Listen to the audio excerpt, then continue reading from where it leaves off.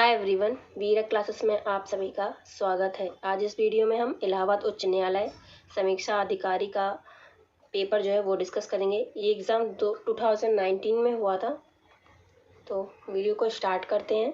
इसमें ओनली हमने हिस्ट्री के क्वेश्चंस लिए हैं, तो केवल हिस्ट्री के ही क्वेश्चंस करेंगे और साथ में हम इसकी जो व्याख्या है वो भी देखेंगे। तो वीडियो को स्टार्ट करते हैं। तो ये 14 क्वेश्चन है। ये 14 क्वेश्चंस उसमें जो पेपर आया था उसमें है, तो आपको आसानी हो जाएगी क्वेश्चंस को ढूंढने में। तो निम्नलिखित में से 14 क्वेश्चंस था कि निम्नलिखित में से कौन सा एक गैर भारतीय धर्म है। निम्नलिखित में से कौन सा एक गैर भारतीय धर्म है ये बताना था। ए बौद्ध धर्म, बी जैन धर्म, सी यहूदी धर्म या डी हिंदू धर्म। तो इसमें जो राइट आंसर है वो है सी, यहूदी धर्म जो है वो गैर भारतीय धर्म है। अगर हम अपने भारत की बात करें तो जो प्रमुख धर्म है वो है हिंदू धर्म, जैन धर्म, बौद्ध धर्म और सिख धर्म। ये इसमें देखो ये दिया है कि भारत विश्व की 4 प्रमुख धार्मिक परंपराओं का जन्म स्थान है, जिसमें हिंदू धर्म, जैन धर्म, बौद्ध धर्म, सिख धर्म। जबकि यहूदी धर्म क्या है? यहूदी धर्म जो है वो एक गैर भारतीय धर्म है। क्वेश्चन पूछा गया था कि इनमें से कौन सा एक गैर भारतीय धर्म है, तो ये यहूदी धर्म जो है वो एक गैर भारतीय धर्म है। बाकी ये हिंदू धर्म, जैन धर्म, बौद्ध धर्म, सिख धर्म, ये क्या है? हमारे भारत का ही एक जन्म स्थान है। ये 4 प्रमुख धर्म है। 15 क्वेश्चन था कि चंद्रगुप्त के मंत्री कौटिल्य उनके महान ग्रंथ के कारण बहुत प्रसिद्ध हुए। तो कौन सा उनका ग्रंथ था जिसके कारण वो बहुत प्रसिद्ध हुए थे? तो पहले तो आपको क्वेश्चन देखना है, चंद्रगुप्त के मंत्री कौन थे? कौटिल्य। एक क्वेश्चन तो ये भी है। अब बताना इनका जो महान ग्रंथ था वो बहुत प्रसिद्ध था, कौन सा था? तो ए कामसूत्र, बी अभिज्ञान शकुंतलम, सी अर्थशास्त्र या डी मनुस्मृति। तो जो इसका राइट आंसर है वो है सी अर्थशास्त्र, जो कि इनका महान ग्रंथ था जिससे ये प्रसिद्ध हुए थे। देखिए यहाँ पे देख लेते हैं, मौर्य साम्राज्य के संस्थापक कौन थे? चंद्रगुप्त मौर्य के मुख्य सलाहकार और प्रधानमंत्री कौटिल्य, यानी इन्हें चाणक्य भी कहा जाता है, द्वारा रचित अर्थशास्त्र है। अर्थशास्त्र एक राजनीतिक ग्रंथ है। ठीक है। 16 क्वेश्चन है, पानीपत का प्रथम युद्ध निम्नलिखित में से किनके मध्य हुआ था? पानीपत का प्रथम युद्ध किनके मध्य हुआ था? ए राणा सांगा और बाबर, बी इब्राहिम लोदी और बाबर, सी कुतुब खान और राणा सांगा, डी अकबर और राणा सांगा। तो इसमें कौन सा राइट आंसर है? वीडियो को पॉज करके आंसर करें। तो इसका राइट आंसर हो जाएगा बी, इब्राहिम लोदी और बाबर के बीच पानीपत का प्रथम युद्ध हुआ था। तो इसकी व्याख्या देख लेते हैं। पानीपत का प्रथम युद्ध कब हुआ था? 21 अप्रैल 1526 में इसका पानीपत का प्रथम युद्ध हुआ था। किसके बीच? बाबर और दिल्ली के जो सल्तनत के सुल्तान थे, कौन थे? इब्राहिम लोदी के मध्य हुआ था। तो बाबर और इब्राहिम लोदी के मध्य हुआ था 21 अप्रैल 1526 में। इस युद्ध में पहली बार पूछ लिया जाता है कि पहली बार बारूद का इस्तेमाल कब किया गया था भारत में? तो इस युद्ध में पहली बार बारूद, आग्नेयास्त्रों और मैदानी जो तोपखाने थे इनका प्रयोग किया गया था। ये एग्जाम में पूछा जाता है, तो याद रखें। इस युद्ध में बाबर विजय हुआ था और उसने भारत में मुगल साम्राज्य की नींव रखी थी। 17 क्वेश्चन है कि विजयनगर के सबसे प्रसिद्ध शासक कृष्णदेव राय किस राजवंश से संबंधित थे? ए मौर्य, बी तुलुक, सी संगम या डी कोई नहीं। तो इसका राइट आंसर है ए, इसका राइट आंसर हो जाएगा बी तुलुक, जो कि विजयनगर के प्रसिद्ध शासक थे कृष्णदेव राय, वो थे तुलुक राजवंश से। जब व्याख्या देखेंगे इसकी कि विजयनगर के सबसे प्रसिद्ध शासक कृष्णदेव राय तुलुक राजवंश से संबंधित थे। इनका शासनकाल जो है 1509 से 1529 तक था, यानी 20 ईयर्स। ये इस वंश के दूसरे शासक थे। कृष्णदेव राय आंध्र भोज के नाम से भी विख्यात थे। ये पूछ लेगा तो लिखना है आपको कि कृष्णदेव राय जो थे वो आंध्र भोज के नाम से भी विख्यात थे।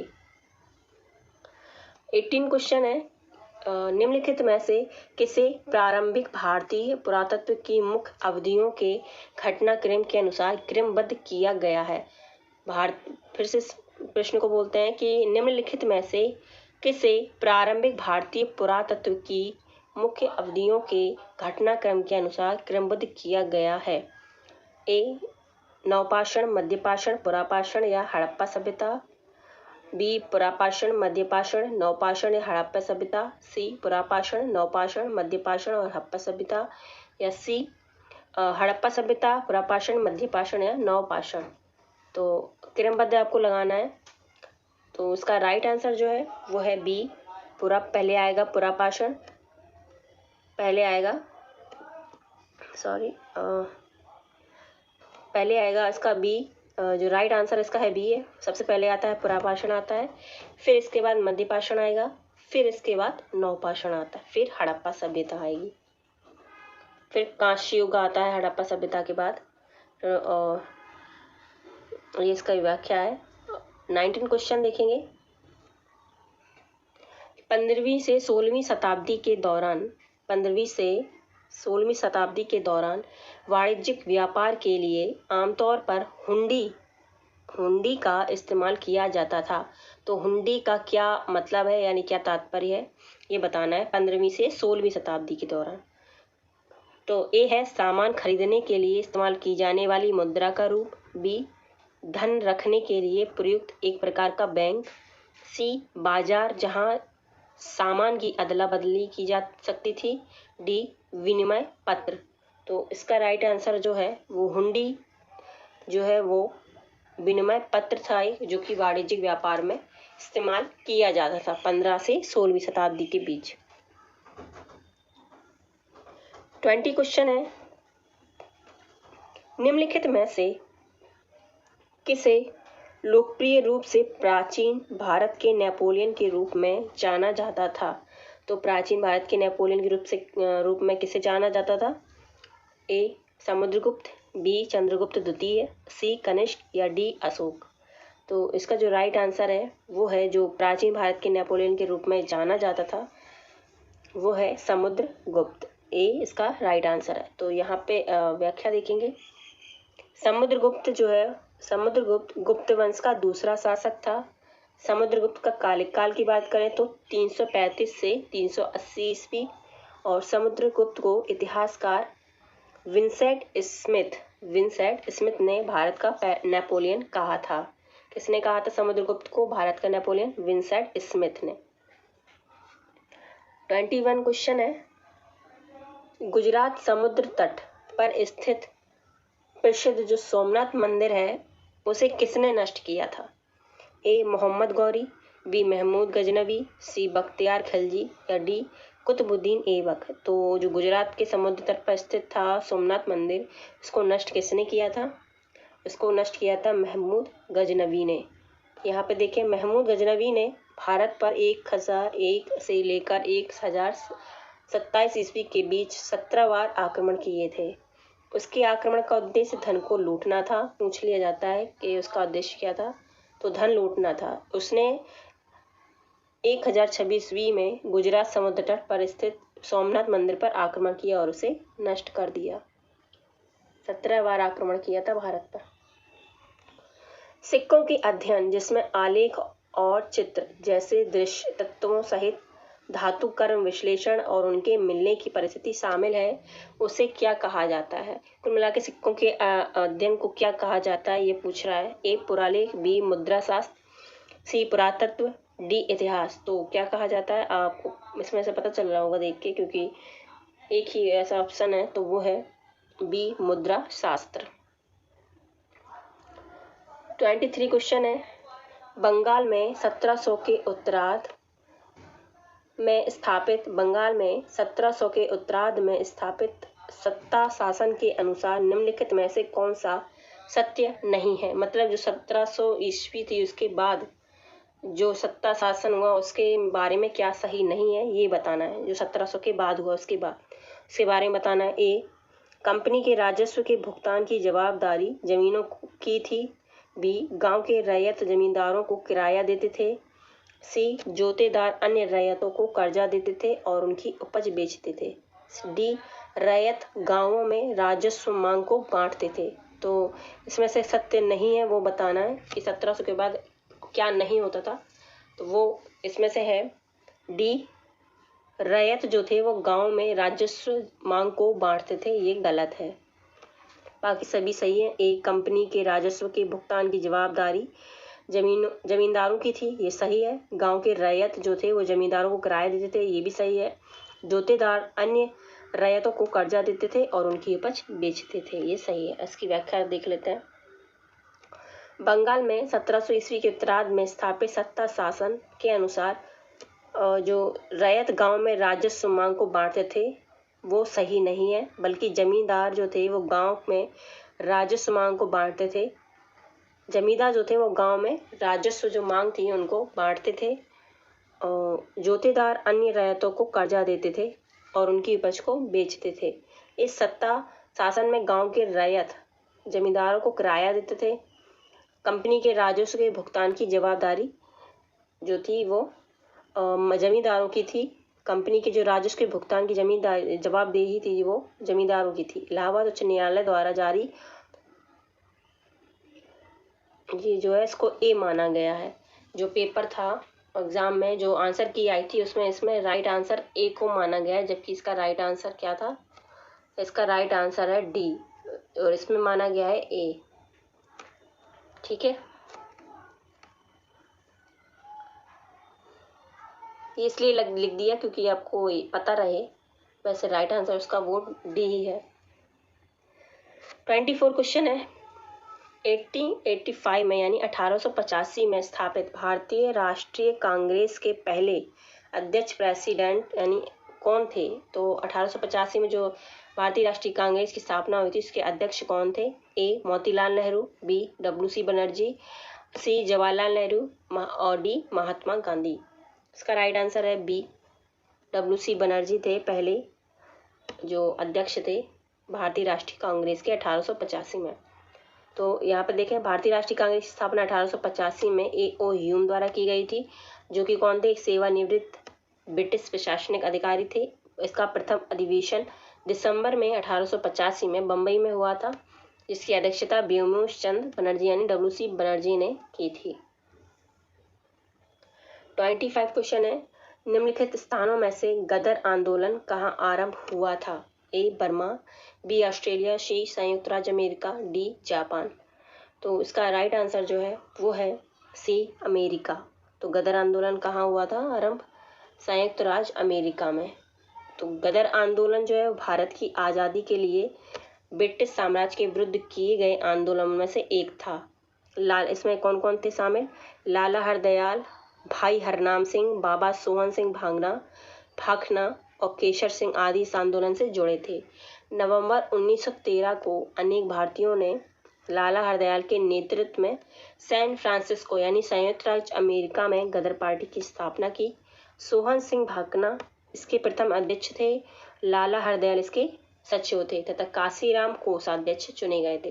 तो सोहन सिंह भाखना क्या थे? इसके प्रथम अध्यक्ष थे। अगर पूछा जाए तो गदर आंदोलन था उसके प्रथम अध्यक्ष कौन थे? तो कौन थे? सोहन सिंह भाखना। और सचिव पूछे तो लाला हरदयाल। 26 क्वेश्चन है। 1853 में अंग्रेजों ने भारत का रेल मार्ग कहाँ से बनाया जहाँ पहली ट्रेन चली? तो ए बम्बई से ठाणे, बी बॉम्बे से पुणे, सी बॉम्बे से नासिक और डी पुणे से ठाणे। तो कौन सा रेल मार्ग था जहाँ से पहली ट्रेन को चलाया गया था? ये तो बहुत इजी क्वेश्चन है। तो इसका राइट आंसर है ए बॉम्बे से ठाणे, जो कि पहली बार 16 अप्रैल 1853 को बॉम्बे से ठाणे के लिए चलाया गया था। 34 किलोमीटर इसकी जो डिस्टेंस था वो था। लॉर्ड डलहौजी जो थे वो इसके जनक थे भारत में रेलवे के। लॉर्ड डलहौजी ने हड़प नीति का इस्तेमाल क्यों किया? लॉर्ड डलहौजी थे उन्होंने हड़प नीति का इस्तेमाल क्यों किया? ए झांसी राज्य से युद्ध करने के लिए, बी झांसी राज्य को हड़पने के लिए, सी झांसी की रानी लक्ष्मीबाई को गिरफ्तार करने के लिए, डी रानी लक्ष्मीबाई को प्राणदंड देने के लिए। तो इसका राइट आंसर जो है वो है बी झांसी राज्य को हड़पने के लिए, क्योंकि इन्होंने एक हड़प नीति बनाई थी, तो झांसी राज्य को हड़पने के लिए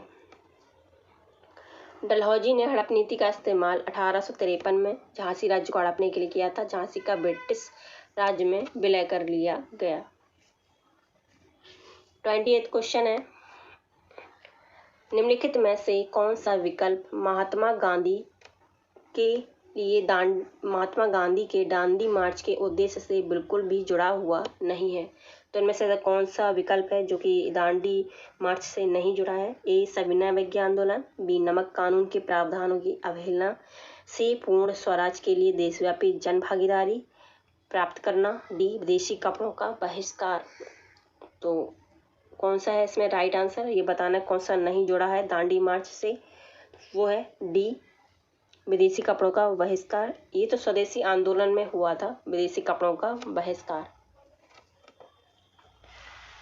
तो ये देखिए, महात्मा गांधी दांडी मार्च के उद्देश्य से विदेशी कपड़ों का बहिष्कार करना नहीं जुड़ा है, बल्कि विदेशी कपड़ों का बहिष्कार किससे जुड़ा था? स्वदेशी आंदोलन से।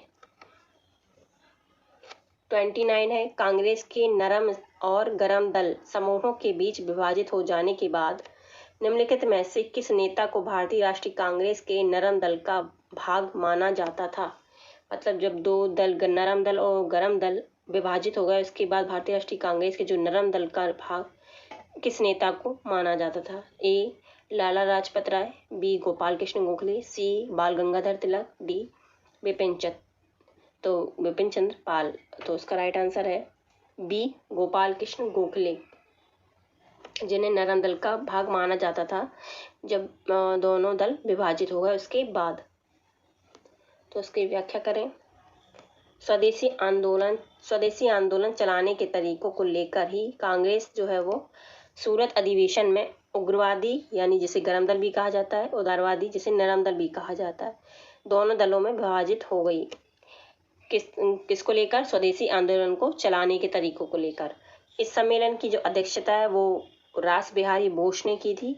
गरम दल के नेताओं में जो है वो लाला लाजपत राय, बाल गंगाधर तिलक, विपिन चंद्र पाल थे, तथा नरम दल में कौन कौन थे? गोपाल कृष्ण गोखले, सुरेंद्रनाथ बनर्जी।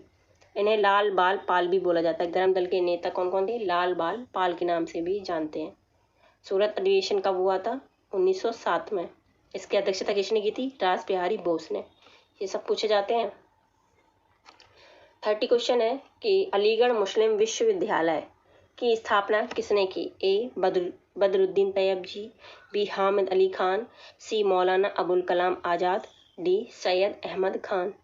तो किसने की मुस्लिम विश्वविद्यालय की स्थापना? तो इसका राइट आंसर है डी सैयद अहमद खान। वीडियो आपको अच्छा लगे तो एक लाइक ज़रूर करें, चैनल को सब्सक्राइब भी करें। और इसका जो है वो देखते हैं कि सैयद अहमद खान जो थे, मोहम्मद सैयद अहमद खान ने मोहम्मदन एंग्लो ओरिएंटल कॉलेज को 1875 में स्थापित किया, और यही आगे चलकर क्या बना? अलीगढ़ मुस्लिम विश्वविद्यालय। पहले इसका नाम क्या था? मोहम्मदन एंग्लो ओरिएंटल कॉलेज, जो कि 1875 में स्थापित किया गया था। 31 है, भारतीय सुधारकों द्वारा आरंभ किए गए सीधे आक्रमण से प्रभावित होकर निम्नलिखित में से किसने सती प्रथा के उन्मूलन का नेतृत्व किया? तो जो भारतीय सुधारक थे, भारतीय सुधारकों द्वारा आरंभ किए गए जो सीधे आक्रमण से प्रभावित होकर किसने सती प्रथा के उन्मूलन का नेतृत्व किया? ए ज्योतिबा फुले, बी गोपाल हरि देशमुख, सी राजा राम मोहन राय, बी एम मालाबारी। तो जो इसका राइट आंसर है वो है सी राजा राम मोहन राय। इन्होंने ही सती प्रथा के उन्मूलन का नेतृत्व किया था। तो राजा राम मोहन राय ब्रह्मा समाज के संस्थापक थे। उन्हें मुगल सम्राट अकबर द्वितीय ने राजा की उपाधि दी थी। इन्हें राजा की उपाधि पूछ लिया जाता है क्वेश्चन। सती प्रथा के उन्मूलन का नेतृत्व किया था राजा राम मोहन राय को कई इतिहासकारों द्वारा भारतीय पुनर्जागरण का जनक भी कहा जाता है। ठीक है। 32 है, निम्नलिखित में से किस सत्र में दादा भाई नौरोजी ने स्व सरकार या स्वराज को कांग्रेस के लक्ष्य के रूप में घोषित किया? तो किसे किया?